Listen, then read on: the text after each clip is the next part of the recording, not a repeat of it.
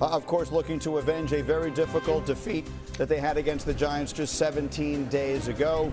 So we're looking forward to that kickoff and a great many others. In the meantime, I have some extraordinarily sad news to report on behalf of all of us here.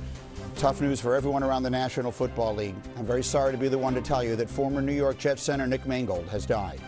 Mangold had battled chronic kidney disease since a 2006 diagnosis for a rare genetic disorder. He went public earlier this month about his need for a kidney transplant. He was a two-time first-team All-Pro.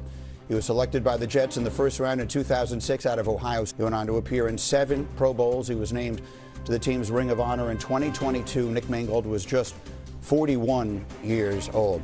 Rex Ryan, you, of course, coached Nick Mangold in New York. This is a difficult day for so many people, but particularly for you. What are your emotions this morning? Oh, that's just, it's brutal. It's such a great young man. I had the pleasure of coaching him for all 6 years with the Jets. And I remember it was obvious I was getting fired. My last game, Mangold's injured. And he comes to me and says, I'm playing this game. And he wanted to play for me. That's what I remember about this kid. He was awesome and just way too young. I feel so bad for his wife and family. Whew. Rough. Difficult day, obviously, for so many who knew and loved Nick Mangold, and you among those, and all of the Jets family, the Ohio State family is mourning today as well. Nick Mangold gone at just the age. Rock bottom. And to me, it feels that way. And being a lifelong Jet guy, this is awful. And look, Woody was trying to support his coach, okay? Because quite honestly, everybody, including the quarterback, has been atrocious. And that's what I see. And to make matters worse, what makes it worse is your main rivals, the New England Patriots, brought in a first-time coach, all right, a new coach.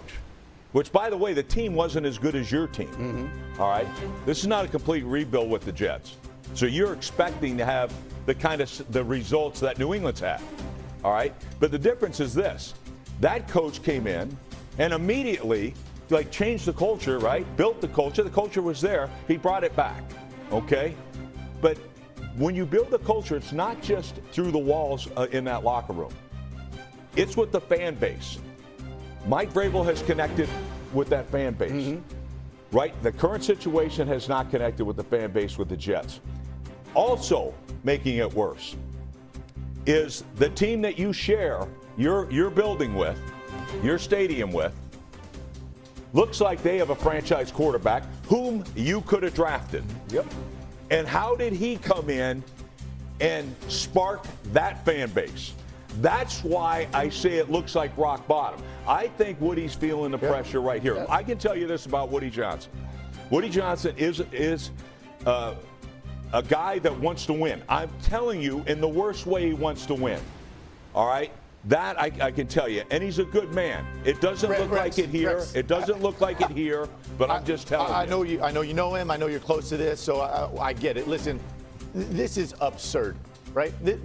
You're true. It's right. It's rock bottom, but it's rock bottom because of this guy. Yep. Right? Listen, it is impossible to overcome dysfunctional ownership, and this is the definition of it. Woody Johnson. Listen, I lived it. Trust me, I know. How many head coaches and quarterbacks has this guy mowed through? Right? How many of them are we going to? And he drove the bus over this kid right here. Listen. Oh, Sam Darnold. He looks pretty good right now, right? Does. Hey, Robert Saleh coaching his butt off in San Francisco. Weird. Aaron Rodgers winning a lot of games all of a sudden, right? Hey, maybe the problem is you, Woody, right? Maybe we look in the mirror. You have the longest playoff drought in all of the NFL, and right? all sports. Listen, it starts at the top and it trickles down, and this is cowardly. This is an owner that's deflecting because his organization is terrible, and he drove the bus over a 26-year-old quarterback, right over the back of him. I'm not going to justify. I don't think Justin Fields has played great at all this season. You're telling me he's the only problem? You don't have a win. It's everywhere. The head coach is the problem. The coordinators are the problem. This entire roster is the problem. Throw it at the and to point it at this kid is ridiculous. In the middle of the season. By the way, He's wearing the jersey today. He is starting quarterback for your football team. Your jersey. Yeah, How are you going to look this kid in the eye in the locker room? This is one of those games, the owner took his shot. This is where, I think a couple weeks ago we were talking about the Miami Dolphins and the players only meeting. This is one where we play for one another. Yes. Because you as a quarterback, he took a shot at you. I would sit up here and wonder, like, is he in a bunker with us? Yeah, no. He's not in our everyday operation with us. He's up there signing checks and making those professional calls. So I think, like you said, he sold the quarterback out, ran over him with the bus. I just hope that there's some way that this Jets team can rally because they need it. I got to say this. What I hope is that his teammates, once his teammates found this out, and I'm sure all of them know what was said, every one of them goes up to Justin Fields and tells him that he has their support, because what Justin Fields said, this organization, whoever it is, head coach, owner, it made your starting quarterback say, sometimes you just got to go out there by yourself. And you're the only one that believes in yourself. That's no quarterback, no player should ever feel that way in the National Football League going out there to play. They don't want me out here. They don't think it should be me. They think I'm a failure. And now he's going to cross those lines and play for him, for the very owner that told him he couldn't complete a pass. So the support Justin Fields gets from his teammates, I hope they all gave it to him this week, because this is wrong with what he did. By the way, how classy was Justin Fields in his press conference? Yeah, no doubt. If you're not a fan of him or whatever, it's hard not to be. I'm pulling for him. And I got to be dead honest here. He would have been my quarterback. The kid has ability. So when you sit back, it could have been changed. It could have been different. Had they, hired me or whatever, he would have been my quarterback. Okay? I believe in the ability that this young man has. How about we do something to help the guy? Yep. All right? The thing that's frustrating to me is when you see the New England Patriots taking off, every one of their players has improved. Every move they made improved their football team. When I look at the Jets, what the hell have they done to improve their team this year? Nothing. Right. Nothing. These quarterbacks it's a small fraternity, okay? All these quarterbacks, they talk, they text. I'm sure they got a group. I don't know. But looking at this organization, what quarterback in their right mind in the future would want to play for this team? Would want to play for this owner? Okay, the last two quarterbacks, Justin Fields, right? Okay, we're seeing how that's going. It was Aaron Rodgers. Before that, we saw how that went with all the dysfunction that was going on there. They can't handle it. They can't handle it. And I'm telling you, these quarterbacks in college, they take notice too. Nobody wants to go there. Nobody wants to play there for your quarterback. It's funny, the same dysfunction team I went to a championship game with as a rookie coach with a rookie quarterback. I don't know how you did that, Rex. No, I did it because I actually had good people in the building. And that's why I'm saying, I'm telling you this right now. Behind the curtain, there's a lot of good people in that building still. All right?